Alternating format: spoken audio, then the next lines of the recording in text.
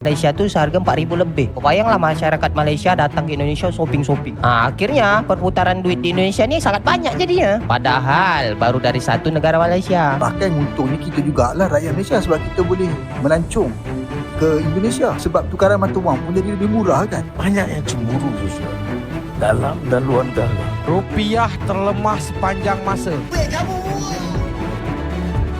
Pernah nggak sih kalian merasa panik saat melihat berita tentang kurs rupiah yang makin melemah terhadap mata uang tetangga? Bayangkan, sekarang RM1 Malaysia sudah tembus di atas Rp4.000. Di media sosial, banyak yang langsung menyimpulkan ini tanda ekonomi kita sedang tidak baik-baik saja. Tapi pernah nggak kalian berpikir, bagaimana kalau pelemahan ini justru adalah senjata rahasia yang sengaja dimanfaatkan Indonesia? Cara yang terlihat biasa saja, tapi sebenarnya efektif untuk mengambil uang dari kantong warga Malaysia secara legal. Kedengarannya gila kan? Saat banyak orang merasa cemas, di wilayah perbatasan dan pusat belanja, justru terjadi ledakan ekonomi yang sulit diabaikan. Ada fenomena menarik, ringgit yang kuat justru menjadi bahan bakar yang membuat mesin ekonomi Indonesia berputar semakin kencang. Kenapa pemerintah tidak terlihat panik? Dan apa hubungan kurs 4.000 ini dengan strategi besar Indonesia untuk menjadi raksasa manufaktur dunia? Tonton sampai akhir, karena di penghujung pembahasan ini kalian akan memahami bahwa angka di papan kurs itu bisa jadi hanya umpan untuk target yang jauh lebih besar. Kita mulai dari fakta di lapangan. Di wilayah perbatasan seperti Batam atau destinasi belanja seperti Bandung, suasananya terasa begitu hidup. Kenapa? Karena bagi warga Malaysia, berbelanja di Indonesia sekarang rasanya seperti mendapat diskon besar setiap hari. Dengan ringgit yang sedang perkasa, daya beli mereka melonjak drastis. Uang yang mungkin terasa biasa di negara asal, saat ditukar ke rupiah langsung berubah menjadi dompet yang terasa tebal. Mereka datang bukan hanya untuk jalan-jalan, tapi untuk memborong. Dari kuliner, fashion, hingga jasa transportasi, semuanya ikut terdampak. Perputaran uang di daerah wisata pun tumbuh cepat hanya dari satu negara tetangga. Disinilah sering terjadi kesalahpahaman. Banyak yang berpikir, ketika rupiah melemah, kita otomatis makin miskin. Padahal, dalam konteks pariwisata, kita justru sedang menjadi magnet bagi uang asing. Buat kalian yang tinggal di kota wisata seperti Bandung, Jogja, atau Batam, apakah akhir-akhir ini terasa makin banyak turis Malaysia yang datang untuk healing dan belanja? Fenomena ini nyata dan dampaknya langsung terasa di lapangan.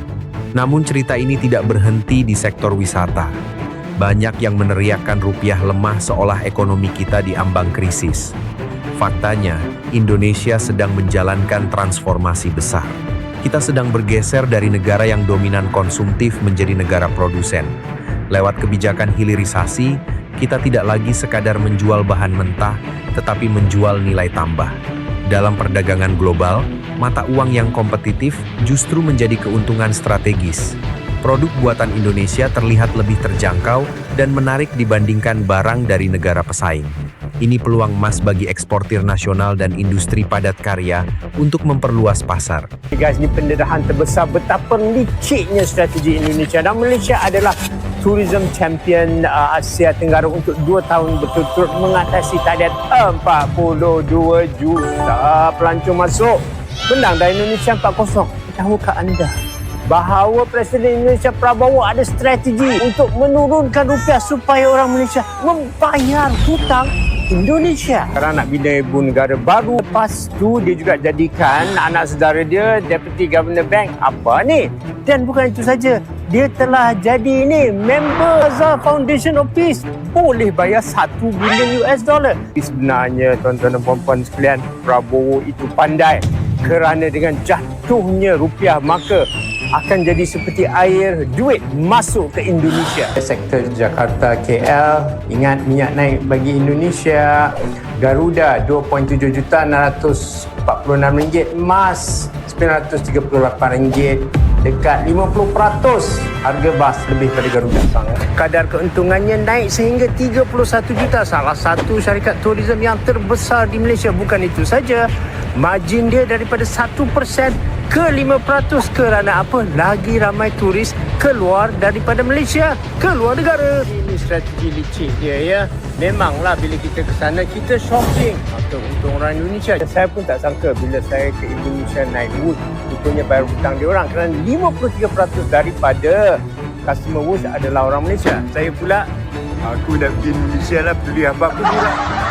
Tapi rupiah Gini, kalau indeks naik situ pasti ada blow asing mas, itu juga kan, nggak mungkin domestik sendiri yang bisa mendorong itu ke level yang seperti itu. Jadi tinggal tunggu waktu aja rupiahnya.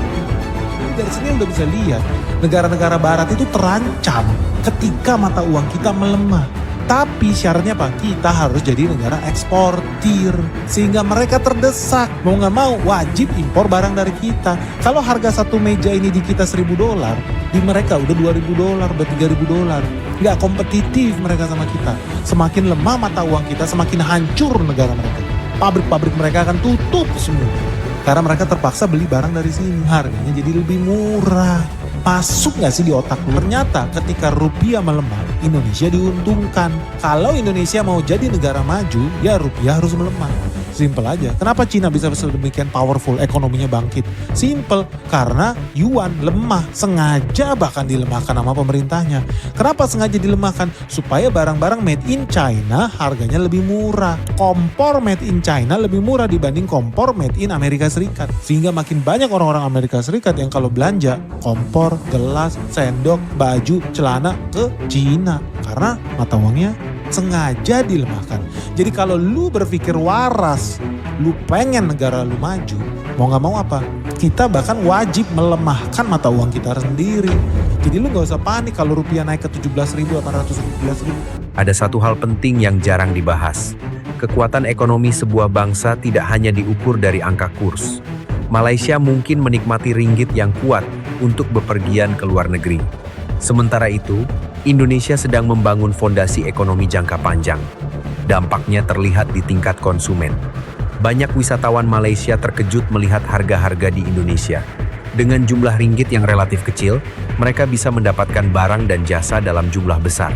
Ini bukan soal murah karena lemah, tetapi kompetitif karena kapasitas produksi dalam negeri mulai menguat. Hasil akhirnya menciptakan mobilitas lintas negara yang saling menguntungkan. Malaysia mendapatkan pengalaman belanja yang memuaskan, sementara Indonesia memperoleh aliran dana segar yang berputar di masyarakat. Dari sopir travel, pemilik restoran, hingga pengrajin lokal, semua ikut merasakan dampaknya. Jadi pelajarannya jelas, jangan mudah panik ketika melihat rupiah berfluktuasi. Selama ekspor berjalan, pariwisata ramai, dan industrialisasi terus tumbuh, pelemahan mata uang bisa menjadi batu loncatan menuju kesejahteraan yang lebih luas. Sekarang pertanyaannya, menurut kalian mana yang lebih menguntungkan? Rupiah yang kompetitif sehingga ekspor semakin kuat, atau rupiah yang sangat kuat tetapi membuat produk kita sulit bersaing di pasar global? Sampaikan pendapat kalian, dan mari berdiskusi secara sehat. Jika pembahasan ini bermanfaat, jangan lupa dukung dan ikuti agar tidak ketinggalan analisis berikutnya. Sampai jumpa di video selanjutnya.